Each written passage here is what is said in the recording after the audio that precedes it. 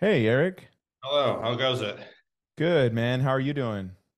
All right. We kind of have a hesitant spring beginning here, so I'm ready for it to kind of just to go to the next level and actually get warm and vernal the way it's supposed to be. Okay. See, But we're kind of struggling with the opposite problem. It's March here in Houston and it is hot as hell. And we wish it was still colder.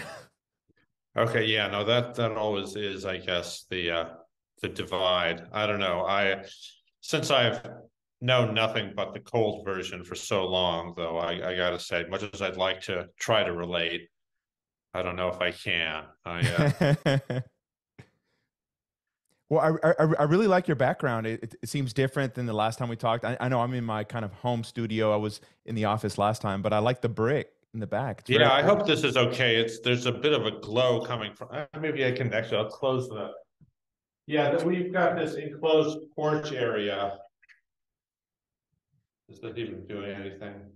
Probably not. Um, Oh, it's fine. No all right. worries. Yeah, At any rate, it's very nice. but yeah. So this is what we in a sort of Germanic turn of phrase called the winter garden, Ah, okay. I like that. which may or may not be a phrase that exists in other languages as well, but you get the idea. Yeah. Oh, that's cool. So and you're in Connecticut, right? Yes, indeed. Okay. I didn't know I don't think I mentioned this last time, but my little sister went to Yale and really enjoyed it there. And I saw that I guess you're somehow connected to that institution, but I couldn't tell Very loosely. very loosely. Okay. Yeah, no, the undergraduates have a great time. It's here to serve them and also whatever, investment portfolios the Yale Yeah. Corporation has. Those are the two main considerations. But the likes of me are just kind of given I don't know, a little sticker with a name on it for at various functions, and maybe if we're lucky, an office, and that's about it. Got you. It is super interesting how, I'll talk to her and she didn't have to say anything else, but yeah, I went to Yale and I think most people are just kind of immediately impressed and she's not that type of person showing that off or, thinking it's even that big of a deal, but she's always kind of shocked at how people treat her differently when they find that out. Well, that's to her credit. Not everyone here has such poise. Okay. Well, Eric, man, it is just super cool to just connect with you again, and I'm just so grateful for your time. And I could say now I've read three of Byung-Chul Han's books. I'm just kind of slowly working through all of them if I can, and the three have actually been, translated by you, which is just super cool. Well, for a while there, I did get handed a lot. But then again, he wrote a lot, and other people have tried their hand at translating other titles. Yeah, I actually wondered. I'm trying. I can't find his email. I'm going through the publisher, and they just email me back and kind of are wondering why in the hell I'm trying to reach out to this person. But there's a guy, maybe Daniel Stewart. I don't know how to pronounce his last name, but he's I think translated quite a few of the latest books. I don't know if you Oh, know really? him at all. I don't. Who is publishing the newer books? Well, so I'm gonna pull out my stack real quick. It's something called Polity Books. Okay. Yeah, I mean, I'm familiar with the publisher. I was just kind of curious because when I did this, it's already been probably like 7 or 8 years by now. So Okay. I was just kind of curious about how the sort of publication terrain had shifted in the interim, just because books, it turns out, are just like anything else in this world. There are these markets that kind of have these little flurries of activity, and some spaces open and others close. And, some people come on board for a brief spell, and others get off the proverbial bus all the time. and so I know who Got was you. publishing his stuff at the moment. Um, Well, yeah, and you know, and it's I don't know how it all works, but I noticed that some of his books were through the Stanford Press, and then this one that hopefully we'll talk about today, and the Agony of Eros, which maybe we can have you back on to talk about that one, which was incredible. That was MIT Press, but yeah, I guess the latest ones have been Polity Press. I mean, maybe you could speak to that. How does an author choose which press he or she is going to go with? I mean, could you speak to that at all? Well, I wish I could. What I can speak to is how I understand the system to operate in actual fact, which is now through a new sort of group of middlemen Mm, or middle women, as the case may be. That is to say, literary agents who will basically buy a portfolio at one press in one country and then go to presses in another country and sort of try to sell these foreign presses on the projects that they have gathered up got you. somewhere else. So I don't expect the author here to have had any real hand in these decisions.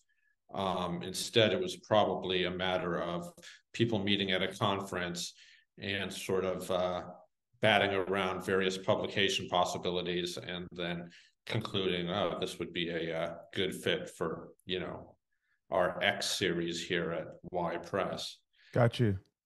So, because yeah, it did start out at Stanford Press and then MIT, and then I know I also translated one for Verso, and That one's coming in the mail, Psychopolitics, right?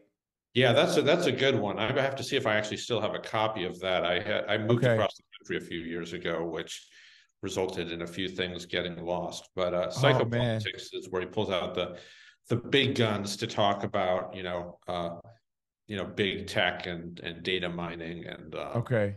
those insidious forms of control. Yeah, no, I can't wait to get into that one. I read a review where, I think he employed the concept of in a positive way, becoming the idiot and how that's sort of a way to counter all of that, which I just can't wait to see what he does with that idea.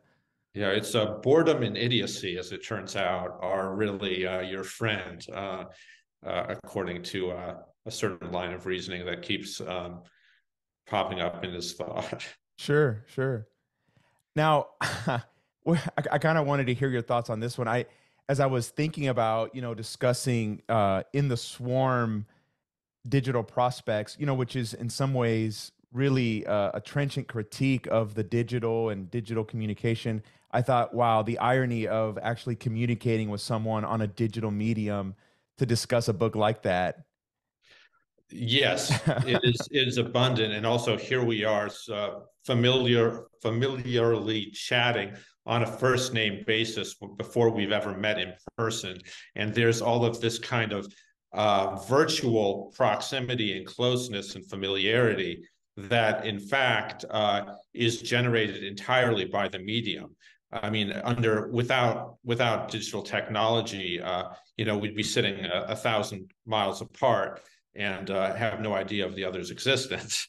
Oh, that's so true. Man, I need to sit with that one a little bit because I've even experienced in interviewing many people on the podcast at this point from all over the world. I've felt like I've developed a type of relationship with some. I'm including you in that circle, but you're right. At some level, we don't really know each other, but the medium provides a way of maybe a type of relationship. But I'm not sure exactly how I feel about that. Well, yeah, I mean, that's definitely something that comes up in the book a lot, especially in the sort of later part where he starts talking about Facebook, about how you just count friendships there. You don't narrate friendships there. Mm, If there's someone that you've known for many years, you will tell stories about each other and how what you've experienced together and how you came to know each other and so forth. But all of that telling and narration is gone. In the digital sphere, where you just kind of click to see how many people you can add, whom you've perhaps never even met, and who, for all you know, could be sort of fictive concoctions, dreamt up by somebody for any number of purposes. that's such a good point. Yeah. It's interesting that you go to that reference because I actually kind of put a little note in it. And I wanted to ask, one of the things I wanted to ask you was if you could go into his statement about the digital pointing to the finger, or I don't know if I say this correct, digitus, Yeah. and how it's about counting versus what you were talking about last time, the hand, which is maybe about action. And if you can kind of unpack that distinction. Yeah, well, I can certainly try to. I mean, because philosophers before him, especially Martin Heidegger, whom he quotes extensively in this book, Yes. It seems like one of talk his major about. influences. Oh yeah, no, he's definitely a titan of 20th century thought, an interesting figure, and a very problematic one too, given his relationship to National Socialism. But anyway, Yeah. that's another matter. The same can be said of a lot of other people that Byung-Chul Han refers to. Carl Schmitt is actually even worse. Um, Really? yeah, yeah. Well, we can talk about that later. I mean, he's a Okay. really smart guy too, and a fascinating figure. But he laid the legal basis for he was his field of expertise was law, and he drafted the laws that made a lot of the actions of possible in the Third Reich that Oh no. subsequently became really notorious. Whereas Heidegger was kind of a head in the clouds philosopher for the most Got part. you. Anyway, but Heidegger talks about the hand and the sort of dignity of the hand, and it's being related to the earth and actual embodied activity, because that's very much what he's interested in, is a sort of materialist philosophy which grounds people where they are and how they are. Um, all of this groundedness and earthliness, as it were, is is the complete opposite of what you get in the digital Mm. realm, where because digit does in fact come from the Latin word meaning finger, and all that you do in the digital realm is you point, click, swipe, and do these abbreviated actions that don't in fact tie you in any enduring way to the earth and your surroundings. So you can get your hands dirty or you can keep your hands clean, but Mm. you do things with your hands. They're just an active. Uh, they're a medium of activity, as it were. The finger, in contrast, which is how people interact with these computers, um, does barely anything at all. It just kind of makes ephemeral, fleeting points of contact that don't last. Yes. Oh man. And in that paragraph where he gets into the distinction between the finger and the hand, he does, and this is I find this throughout his work. He speaks very negatively of just the concept of counting and calculating. I wonder if you could speak to that. What's kind of behind some of that disdain for those ideas? Right. Thanks. No, thanks for reminding me. I forgot all about that because I was there in your initial question. So there, when he's talking about the finger and the hand, he and friendship versus mere Facebook liking, Yes. um, you know, authentic embodied human experience versus this kind of digital simulation of life. He makes an opposition between counting and recounting, and Mm. this works a lot better in German than it does in English. But as you can see, I managed to capture some of the wordplay there, Yes. because when you recount something, you're telling a story and it's involved. There are characters, there's action, there's an arc, there's a progression of events. Counting, in contrast, is just a truncated version of that. It's just a matter of listing things and Mm. going through the motions and just running up numbers. So Byung-Chul Han is part of a very long tradition, especially in German philosophy, that takes a very dim view of mere calculation. Okay. I think that's really what his sort of enemy is there. It's not that he's opposed to counting and numbers and hates math or anything. What he's against is this kind of reductive calculating thinking that turns it's there. It's the kind of thing that is captured in phrases, in English phrases, such as, turning people into machines, Mm, or taking people, turning them into a number. got you. Yeah, you're just a number to me, kind of thing.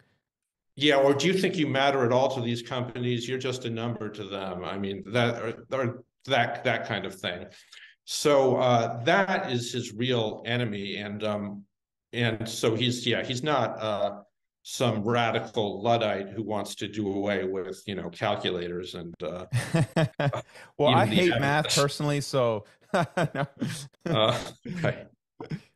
No, that's a very, I think, helpful distinction. Yeah, he says too, neither information nor tweets yield a whole, an account. A timeline does not recount the story of a life either. It provides no biography. Timelines are additive, not narrative. And I guess I read that because that seems to be kind of an ongoing thing, is talking about the importance of an accounting of things, a narrative structure, and how the digital maybe takes us away from that. Right. Well, yeah, and I think a way to sort of approach this conceptually is just to think about the difference between friendships that you have offline, as it were, and those that exist online. I mean, if you've grown up with someone and have done any number of things with them over the years, and maybe had periods that were warmer and cooler and so on and so forth, there's an infinitely large number of things to talk about, Sure. and you can't really quantify the nature of that relationship. So even people can, even people who are, for example, who don't like each other anymore and are, say, divorced or whatever, you can't just quantify that relationship and say, oh well, now it's a bad relationship, whereas Mm, formerly it was a good one. It's like, well, we did actually have good times, and there was a lot in it, that kind of thing. So there's this huge world of qualitative experience that cannot be turned into numbers or equations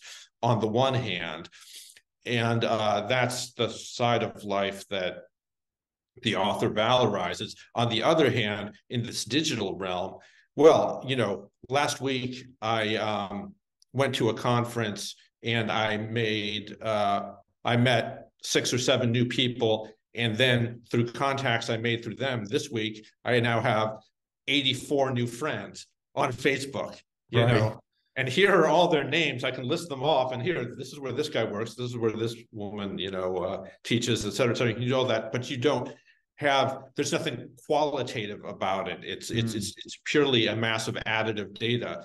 And that's the basic kind of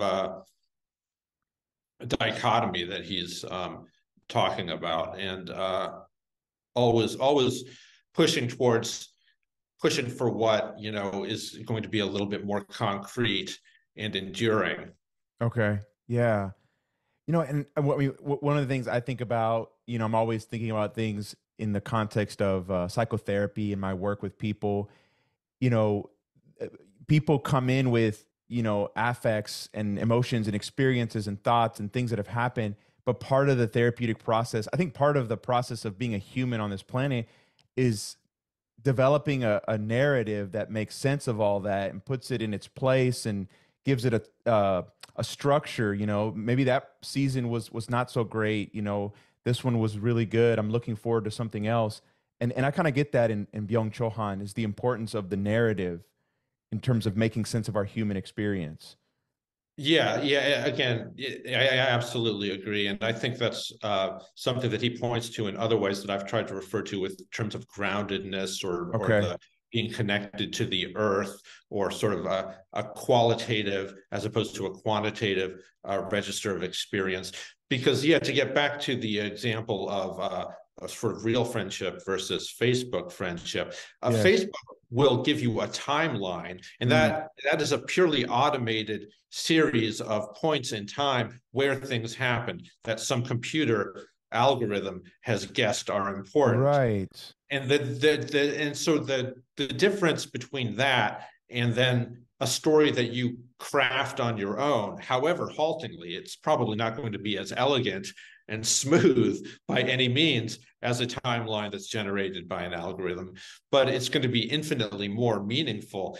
And anything that gets mentioned there won't be a lucky guess. It'll be mentioned because it actually is important. Yeah. Okay, so let's see if there's something here. You know, his big thing about tearing with the negative, and that the negative in so many ways serves a function for us, and that part of the danger with the digital is that it can be so positive. Do you think there's something to that, even thinking about narrative, that when it comes to the Facebook timeline, I mean, it has no real place to incorporate the negative. It's all going to be positive, and how can it have anything that it contrasts with? Well, and that's why it's such an ungratifying experience in the end, or at least I stopped using it. Okay. Um, and because at least for the longest time, I don't know what it's like now, but you had no, you could either not respond to what somebody posted, or you could like it. Mm, There was no way to say I don't like this, or right. I feel ambivalent about it, or anything like that. So it's really positive both in that sense of like you just constantly affirming everything. It's like, my mother died of cancer. Great. I mean, Yeah, yeah, right. they're just, it doesn't include the room for any kind of appropriate response nine times out of, Right. or any number of situations in life. And then it's also positive in the sense of, what goes into the digital realm can never, or it's notoriously difficult to take it back. Right. So it's positive and additive in that sense too. It's like all of this embarrassing stuff that I put on there when I was going out with X or Y, is still there now 2 or 3 years later. And I Mm, kind of have to like it because I can't go and uproot it. mm, Um, so negativity is extremely important because that means that there's actually a process of shifting and sifting going on with and as you said, that's where like a real human relationship actually will exist, right. in the kind of give and take, push and pull, back and forth, sort of occasional ambivalence, love hate even, that Yes. comes there. But if you have everything that's poured into this streamlined format, and in this regard, Facebook is hardly alone. It's just sort of the textbook example. Sure. Uh, you don't have the room to react in any number of different ways that you would in real life, as it were. Mm, So to the extent that you live your life online, you're therefore falsifying your actual existence and kind of becoming an impersonation of yourself.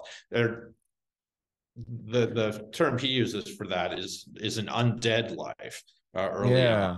he says, we live in this age of the digital undead or something like that, Yes. I thought because that was real life is going to interesting. have negativity in it. And yeah. Oh yeah, no, absolutely.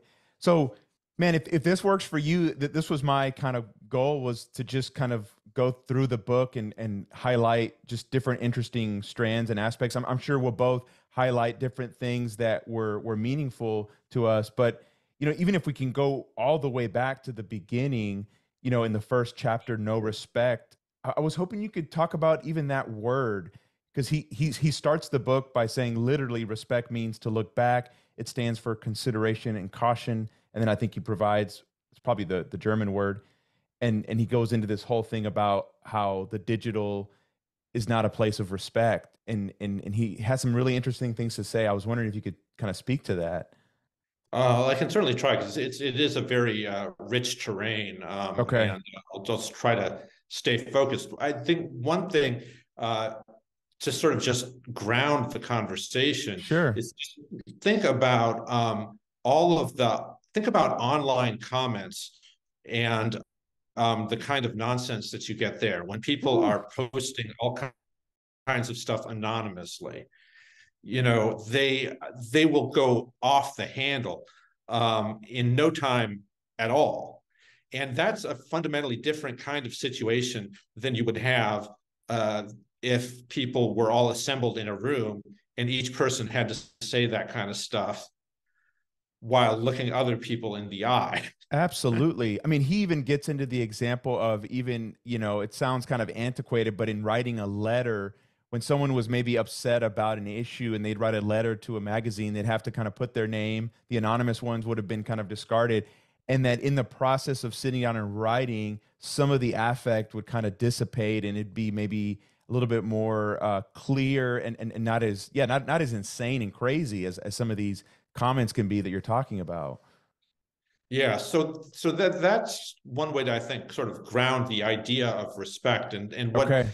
what he means by looking back. It's like looking back at what you've done and taking responsibility for it. Mm, Uh, and there, the German word Rücksicht also connotes taking consideration or care. It just means sort of look at, basically it would be closer in English to something like being circumspect, looking okay.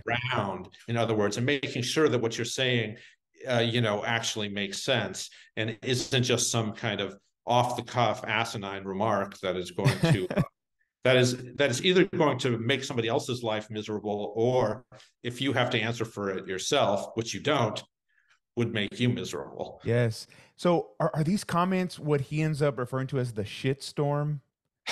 Yeah, that is that an English phrase or not? Because I don't, I was actually going to ask you what the German word was, but I no, don't because know because it, but I love it. I'm going to start using shitstorm from now on. I've heard it, but I don't know if I heard it first because of German users, because because obviously shitstorm is a self-explanatory word. You don't need to know much English to know that, and the German cognates are right there anyway. So, Okay. but a shitstorm, that would yeah, that is a phrase I've heard, but I'm not sure that I've ever heard it from anybody who's a native English speaker. Okay. But it's an English phrase in German. Um, that he uses, which he certainly didn't invent either. But a good example of the shitstorm would be, any single time that there's basically this digital mob jumping on somebody for failing to do something right in the court of public etiquette. You Mm, know, whether it's whether it's making some kind of remark about some group that isn't considered, sufficiently uh, deferential and appreciative to a politician's, like,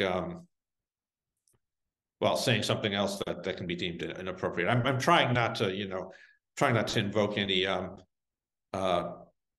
past or future presidential candidates here. sure, sure. There's the master of the shitstorm is, I think, clear to all. Yeah, I think people will kind of guess that one quickly.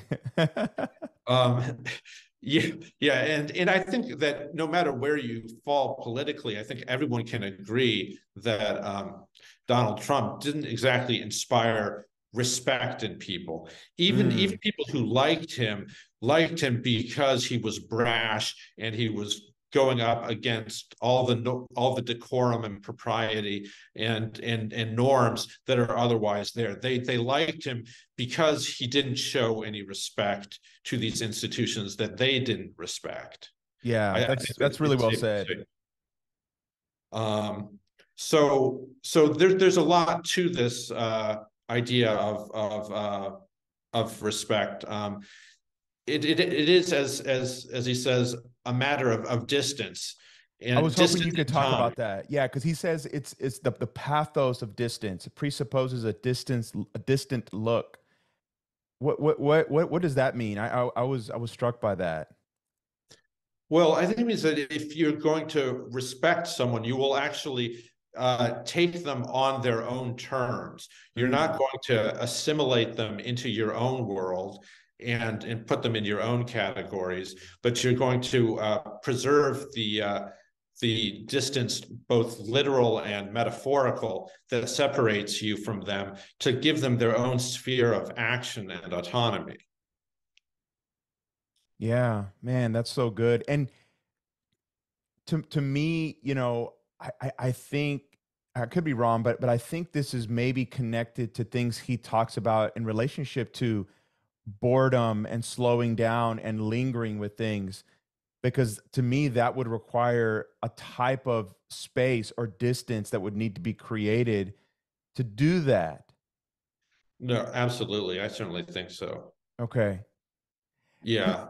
and so okay, what do you think about this? So what's coming up for me as well is I think, and I have to include myself in this when I'm not really thinking, that part of why I'm drawn to the digital at one level is I feel like it provides a sense of immediacy, and it takes away the distance, right? I feel like I'm up close all the time, but I feel like Byung-Chul Han is arguing that that's not the best approach, that maybe a type of mediation is necessary, a type of respect and distance is important when we're thinking about our social engagements. Well, he's definitely in favor of that, and if nothing else, I think he um, is issuing a warning about Mm, not falling for some of the enticements and lures of an easy, quick fix, um, instant gratification kind of world that the digital realm offers. In his book, The Agony of Eros, of course, he talks about this in the context of pornography. oh He talks about yeah. everything becoming pornographic when it's available just at a click of a mouse or a swipe of the hand, and that's both literally true and then a metaphor for the type of relationship that you can have with people, one that has actually had its underlying human element sort of hollowed out and is now just a superficial kind of vulgarized meeting of bodies but not minds. Yeah. Mm. No, that's really good.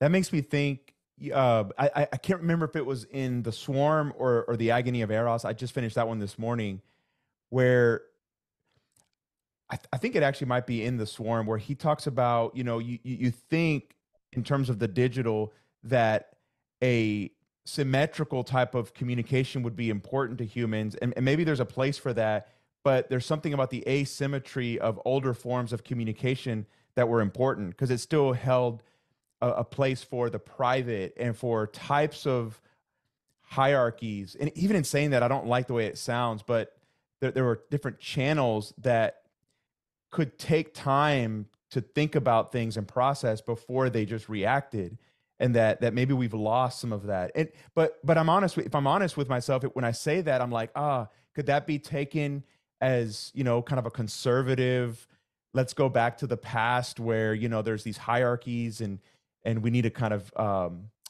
you know we need to kind of monitor how people are interacting with each other. I don't want to go in those directions, but I think he's onto something.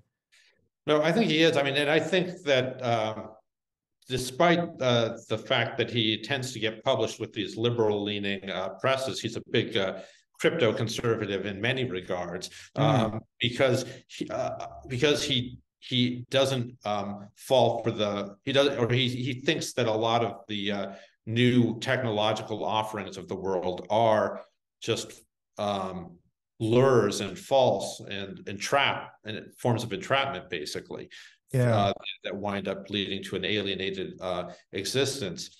But another way to talk about all of this that seems a little bit more neutral in a political sense is, and this is the way he does in, I think, the Transparency Society. Okay. He talks there about smooth surfaces versus bumpy and rocky ones. So a Mm, hierarchical, respectful kind of space would have different kinds of rocks, as it were, where things stand at different levels. And it isn't necessarily a pyramid where everything that is better is higher up and there's this okay. constant progress or anything, but there is this unevenness in the world of respect. Mm, Yeah, because you're taking different types of personhood into account, and that contrasts with the digital realm, which is just about smoothing out things as much as possible in as many directions as possible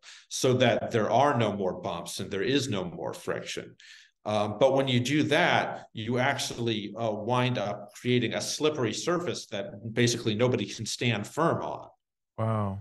Man, and I think you see that today. That's so good. I appreciate you connecting that to the Transparency Society, which is another one that came in the mail that I'm hoping to read and talk to you about. Yeah, Okay, yeah, that one looks no, really good. I think that was the first one that I translated. Oh, okay. But at any rate, yeah. So there's this idea of respect, and like it can be given a conservative turn for sure, but it can also be thought of in sort of more topographical kinds of ways, just as Mm, different types of terrain that you can inhabit. And he's always for natural formations, as it were, where it's naturally a little bit bumpy or higher or lower or whatever, as opposed to some kind of man-made, asphalt surface where everything is going to glide, but therefore go careening out of control, possibly as well. man, that's so good. I'm so glad you're bringing kind of that the topological, because in the three books I've read so far, he brings it up quite a bit, and I wondered about that. Again, I think it's an Agony of Eros. He talks about the other. I'm assuming this is Greek as the atopos. Yeah. And man, I think I understand what that means, but I think you could probably explain it better than I understand it. What does he mean by that? As Well, other as the way that atopos. it's translated typically is just as strange, other, or different. Okay. So the atopos, because the root word there is topos, like in our word topographical, Like or a place. it just means place. And the atopos is what doesn't have a place and doesn't fit in. And so Mm, therefore, I think Socrates' interlocutors call him this, a strange man, a man who doesn't fit in, yes. many times, because that's exactly what he does. Everything has its place in the world, and then he comes along and upsets it by asking all of his strange questions Mm, of everyone. So I think that a lot of what happens in these books is serving that same purpose of this sort of Socratic uh, atopicality, as it yeah. were, Oh, good and, word. and just making something. Well, actually, that isn't a bad word, is it? Yeah. No. I'm writing that one down. Sure. There's okay. So yeah, that's a very topical remark, but you could also say that's a very atopical remark, and that could be just as appreciative. Mm, yeah. And don't you think, I mean, in terms of the overall argument of In the Swarm, he laments that the digital, I don't know if this is too strong, but it almost erases the other in our lives, or it,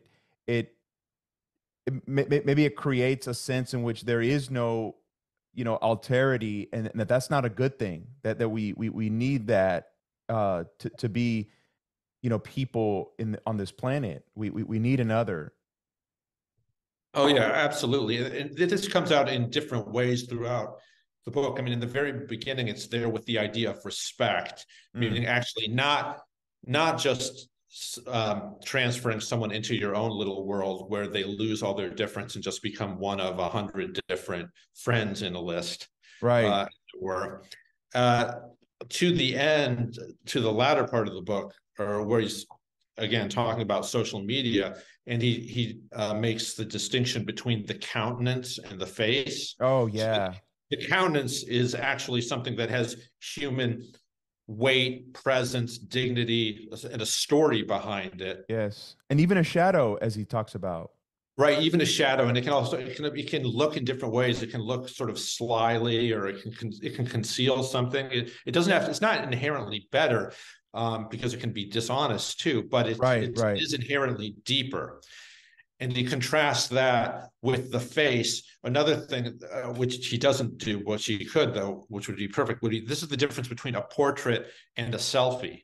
Oh, okay. Okay. Yeah. You Say more know, about that. Yeah. well, I mean, I'm just sort of making this up, but along lines that I think he would appreciate, because a portrait is something that well, of course, you can take a photographic portrait of someone as well as having them sit, for a painting. But at any rate, it's a much more time intensive and thought out kind of activity. If you're going to have Mm, because a portrait is supposed to be a monument to the person and sort of capture some of their character. So, that's why you'll have, families where everybody is assembled and arranged in a certain way that reflects some kind of ideal order, or a portrait where somebody is, striking some pose, like they're deep in thought, or they're looking off, you know in a reverie towards the horizon or something like that. Anyway, a portrait is something that, to use Byung-Chul Han's terms, recounts something. It is Yeah. narrative.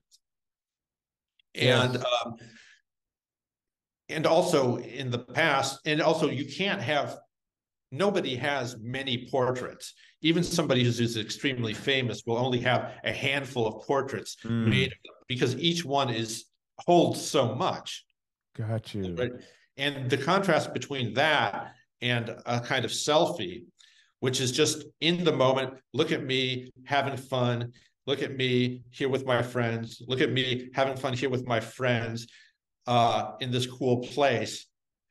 All that lacks all of the gravity and depth and weight of the portrait. And even though and in fact, it also lacks the story. It gestures towards Mm, events that have happened, like here, this is us at, whatever party or something, but it doesn't tell the story of the party, as in who organized it, who showed up, what the overall mood was there, what the occasion was, whether, what was being celebrated, or what have you. So, I can't remember quite how we got on this subject, but the face versus like countenance. oh yeah, the face versus the countenance. Yeah, that's a classic sort of dichotomy that he Okay. works out. Yeah. Yeah, man, I think about Mona Lisa and why that is, you know, arguably one of the most famous, works of art of all time. I mean, I think it's like the anti-selfie. And to your point, where even the most elite person might have one or two or three portraits done. Yeah, yeah, I work with a lot of teenagers. There's probably tens of thousands of selfies on their phones, So Right. And the thing is, and it's constantly additive. You need more and more, because it never actually captures the fullness of someone's being. I'm yeah. going to need 10,000 more just to show the full range of who I am. And you're never going to get there, as opposed to a single commanding representation that shows somebody in some kind of deeply characteristic, frame of being, where Mm. they're doing the thing that you know them for, and that you will always know them for. Okay, so I know we're kind of venturing into speculation at this point, but I love it, right? We're kind of building on some of Byung-Chul Han's ideas. Do you think he would have anything to say where, photography or even the portrait is someone else sort of rendering the image versus the selfie, you're doing it yourself? Do you think there's anything there philosophically that he would want to kind of Well, point out? well, there is something there that I'm sure he deplores, which is the selfie, which is the doing it yourself. I mean, Okay. he would basically understand this as, this is like the PR version of the achievement subject, Mm, constantly striving to do something more and never filling the hole in the bucket that's always there, all the same. Um, I know that he talks at various points in this book about Roland Barthes' book, Camera yes. Lucida, which is all about photography. Um, but yeah, I don't know that he, and again, in the Agony of Eros, he talks about the pornographic image. So this is something he does develop elsewhere, Okay. not so much, apart from the Roland Barthes passages in the Swarm. Okay. So since you brought him up, I did kind of like uh note a quote that I wanted to ask you about. So Roland Barthes defines the private sphere as the zone of space of time where I'm not an image, an object. And again, this is something Byung-Chul Han laments about, like the digital age or digitality, is that it, I guess, reduces people to image. It takes away a sense of privacy, which is maybe essential. And yeah, and what's really perverse about it, I think he would say, is that people volunteer to give away their privacy. They're Oh, actually thrilled to be sharing as much, you know, information about themselves as possible, as much information as would in former in other types of society have even been considered, self-compromising or embarrassing. People Sure. are just oversharing all the time now, and Mm. that's actually the norm. Yeah. Oh man, that's just that gets me thinking, and it's very problematic. So going back to a comment you made, I can't see how he could be seen as maybe a type of conservative figure, even though there's so many things that he says that seem to fit more with the left. I wonder how you personally kind of navigate that tension. If you could speak to, not that you have to get into your own political beliefs if you don't want to, but just in terms of the conservative strain in his thinking, how do you tend to kind of work with that? Well, I don't really. Whenever you're dealing with uh, anything historical in any kind of framework that goes back more than 3 or 4 months, you're automatically talking about times, places, conditions, and circumstances that are really foreign to what you know. Mm, And similarly, when you're talking, so just in this instance here, we've got a writer who is he's writing in German in dialogue with all of these people from even from decades earlier, uh, and besides that, he's not a native German. He's from South Korea. I'm just going to go ahead and assume, I think rightly, that he's got a whole bunch of life experiences and preconceptions and also good reasons for thinking differently that just stand worlds away from anything that I can begin to understand got you.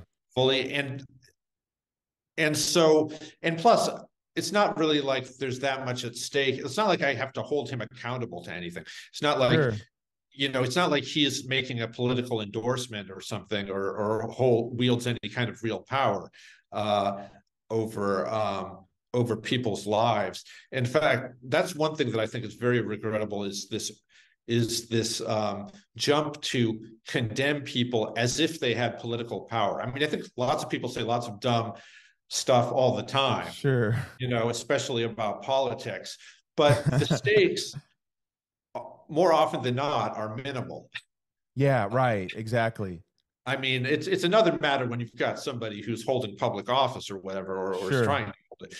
But so anyway, but there's nothing in what he writes that particularly offends me. It just seems to be coming from another place, and another time to a certain extent, Sure. and and actually just appreciating that is another way of encountering alterity. I mean, that's Exactly. That's otherness. why I read him. In some ways, he seems so strange and counterintuitive, and his ideas seem kind of ancient in some ways, and they kind of stop me in my tracks and cause me to think differently. And I like it's hard, and I don't always translate it into action, but I appreciate his otherness. Yeah, no, and I also just love the fact that he's somebody who went on his who discovered Western philosophy. We're so used to Mm. these stories about people sort of from the hippie generation, I suppose, but Oh there are other yeah. people too, of discovering the joys of Eastern philosophy, and here and that is their encounter with otherness and going into a foreign Mm. terrain. Here we have somebody who actually is from the East and is going westward in order to find what's strange there, and is actually showing to people who might only know Western culture what's so strange about their own heritage. And that's a kind of neat, reversal of what you might expect. Eric, I love that, and I think that's a great point. Yeah. Now, could we go for a minute to, I think it's chapter 3, where or excuse me, chapter 2, where he talks about the outrage society? Because I wanted to ask you, he talks about outrage like on the internet, and people, kind of losing their minds through these shitstorms versus maybe a type of political rage or a type of legitimate rage that can lead to the political, can lead to action. And I was hoping you could maybe explore that distinction. Boy, well, it'd be great if I could. I can venture a few thoughts anyway. Okay. And Hey, that I, sounds good to me. so, well, there's a world of difference, I guess, between that he points out between outrage and rage, because the Iliad, which is commonly taken to be the poem that sort of inaugurates the Western tradition of Right. literature, begins with the word rage, and it is not, and Achilles' rage is not just him being in a bad mood. It's not just him being indignant. I mean, there are elements of that sort of baby man attitude in the epic. Like he's like, he took my slave girl. I want her. I mean, that is does seem sort of childish and petulant. Sure. But the whole arc of the poem is how a war within the Greek, a war within among the Greeks actually gets rerouted and turned into a war against the Trojans when the great hero finally makes stops fighting with himself and stops fighting with his comrades, Mm. in the name of their joint expedition. And so the rage of Achilles is something that, well, independent of my inadequate plot summary, the rage of Achilles is something that gives the shape to all 18, 20, however many books there Right. are of this poem. And that is something rather different from the kind of pettiness and smallness of the outrage that we get today. I think outrage is another word. It's another word like face. It's another word like selfie. It's another word like Yes. for something that is ephemeral and fleeting. It's Mm. outrage is like the shitstorm. It's just something. It's a lot of noise about nothing in particular, which I think Okay. might actually be a James Brown quote. Okay. A lot of it's paraphrasing James Brown. Uh, going on, something about saying nothing. Anyway. Sure, sure. Okay, and then where rage, how do you understand Byung-Chul Han's understanding of rage and what he's trying to say with that in contrast to this ephemeral kind of outrage? Well, I this you will have noted, of course, that this is one of the shorter chapters, and I don't know that he really develops this as fully as he might. But Right. one direction he might go in is that rage is something that would actually yield an authentic political vision in the same, because it would actually have a movement and a direction and an overall arc to it. It's just like the story of the Trojan War Mm. can be told under a single heading, rage, because it's this unified event.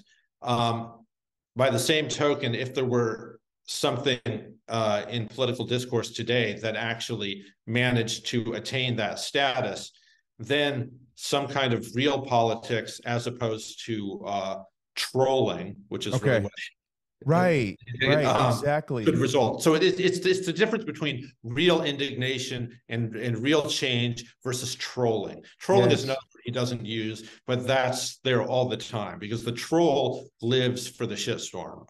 Yeah, yeah. A phrase that I do hear sometimes, which I think connects trolling to the shitstorm, is what's called just shit posting. Yeah, that's exactly right. No, Okay. it's there. Yeah. So I've heard that too. I don't know that I love this concept because I think it has a lot of religious baggage, at least for me. But I wondered if what he means by rage is a type of righteous indignation or righteous anger. Again, I'm It's certainly conflicted. or principled. I mean, it Okay. stands for something. I like that better. Principled, like a principled anger, which maybe is related to how justice can come about at some level. Is we need that type of affect to do something. Yeah, It's an impetus. It's something like respect. It's something that stands firm on its 2 feet and Okay. like is it's taking a stand. It's taking a stand, and that is precisely what's missing in the world of shitstorms, shit posting, and trolling, where nobody has to take a stand because it's all anonymous. Yeah. Yeah.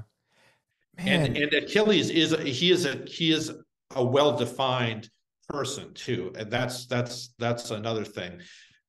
Who's Okay. even if what he stands for is not something that we would applaud, he's he is an integral and complete representation of somebody. Sure. Yeah. Maybe at some point, again, I think this was in The Agony of Eros, but he talks about the importance of, again, and this sounds kind of conservative, but being a principled person, having values that we've kind of lost that in the digital world, and that becomes problematic. Yeah, and it certainly is problematic if the only people who talk about having values and principles are conservatives. I mean, if they have a monopoly on that kind of discourse, then that suggests that there are real problems with the people who want to, but obviously can't offer an alternative. Mm. Yeah. Wow. No, that's good. Do you think before, because I do want to ask you about just the concept of swarm and his how he distinguishes that from like maybe a legitimate collective or group, but do you think he would have issues with like cancel culture? Is that a type of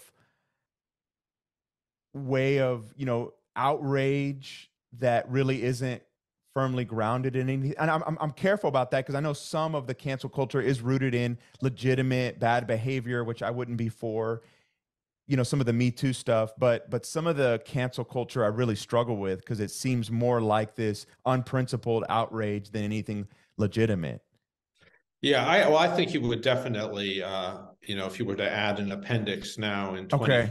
2023, cancel culture would be right there because that is more or less even synonymous, I think, with how he describes outrage. Okay. It's just like everybody, I can't believe that he or she or whatever said that, and Right. on the basis of that, you're going to just disown them completely. Sure. Um, that yeah, that's not a very principled kind of action. This is just kind of a mass reflex, and that also Mm. gets back to what you were saying about the swarm. The swarm is not something that actually thinks on its own. It's more like a series of conditioned responses or reflexes. Okay. Yeah. So Eric, I mean, could you speak to the what's the German word there for swarm? I was curious if there was anything kind of deeper there. It would have to be im Schwarm, so viel ich weiß. I'm trying to think if what words he uses. Sure. Uh, he maps out a space for it in in contradistinction to other uh, words that have been used to refer to large masses of people, Like the like crowd. crowd, mass, class, Right.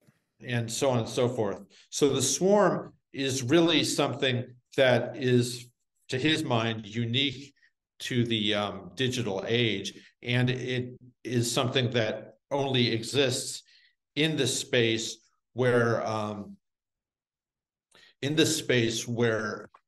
what counts are immediate reactions and surface phenomena and sort of additive logic, and but nothing more enduring and substantive.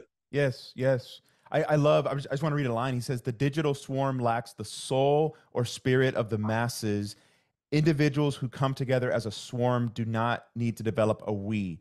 No harmony prevails, which is what welds the crowd together into an active entity. And this is, to me, because I don't know if I mentioned, but I'm working on an article where I'm trying to piece together kind of the more contemplative aspects of his thought with the more political. I think they're wedded together.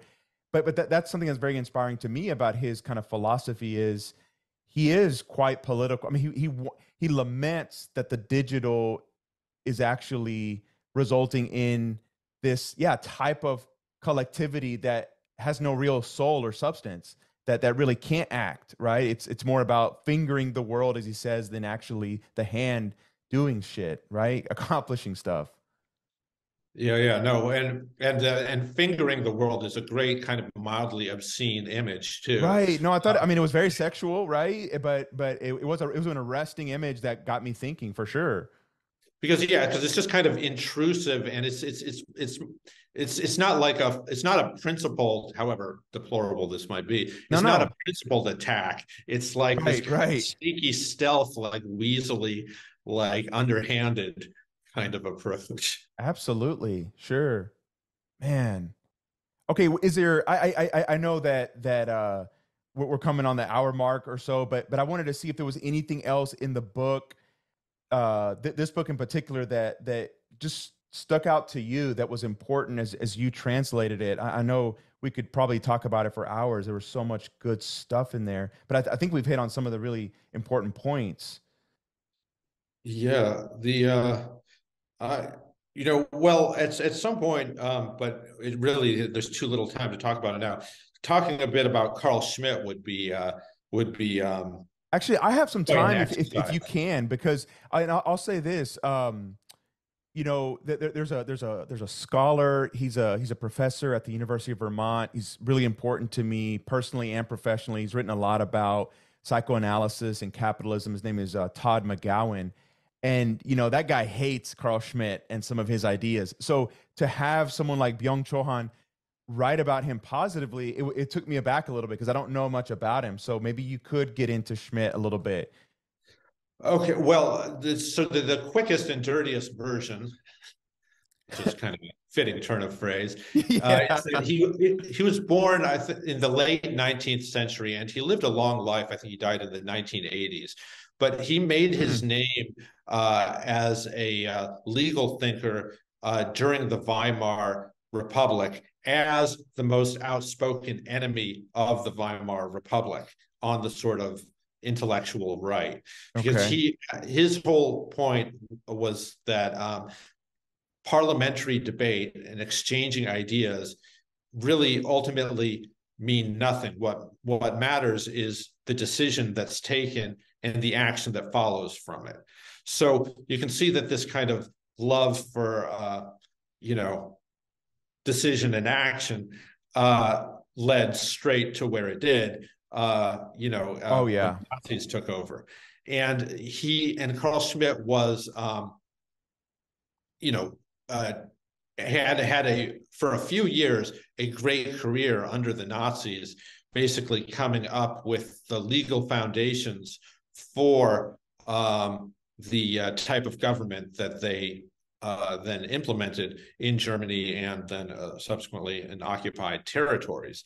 He had a falling out. He didn't stay in favor with the top brass forever, though, and a lot of people have used this as a sort of escape hatch to sort of get him out of the problem of real complicity. But I think that's nonsense. I mean, just Okay. because you have a disagreement with Hitler doesn't mean.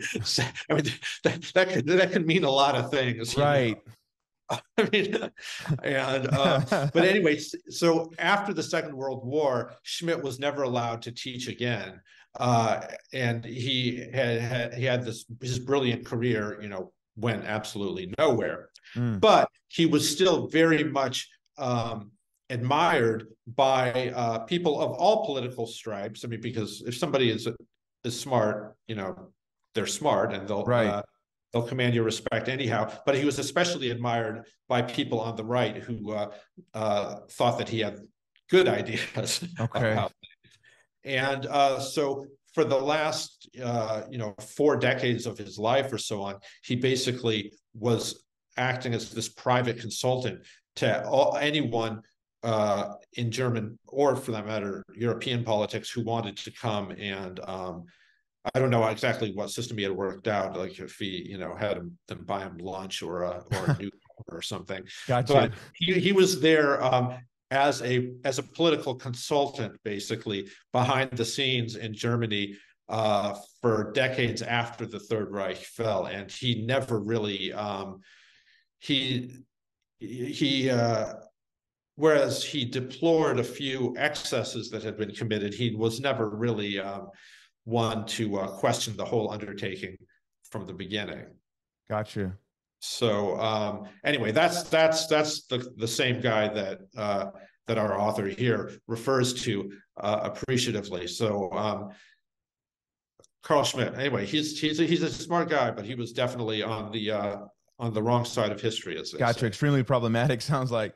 Yeah, there's that line I think in here where he says that Schmidt would have hated the digital and right before he died, he even had all of his TVs and I forget what, maybe radios taken out of Yeah. his house. So I thought that was kind of funny, but No, no, but he said it as if he were some kind of charming, quirky old uncle, as right, opposed to right, like exactly, exactly. somebody who was, really, really applauding the arrival of jackboots back in the day. Yeah.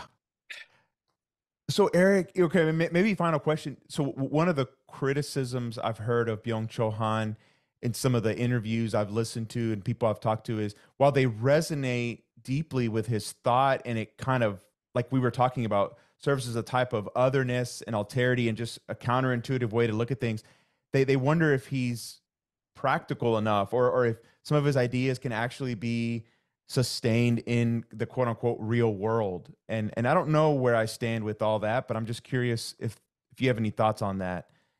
Well, I don't know. I guess it just depends how much the conversation we're having here it counts as part of the real world or not. You Okay, know, fair. yeah, yeah, no, just because, I mean, that's kind of question and criticism that people have of philosophers in general is like, well, what does Good this really point. mean in practical terms? Sure.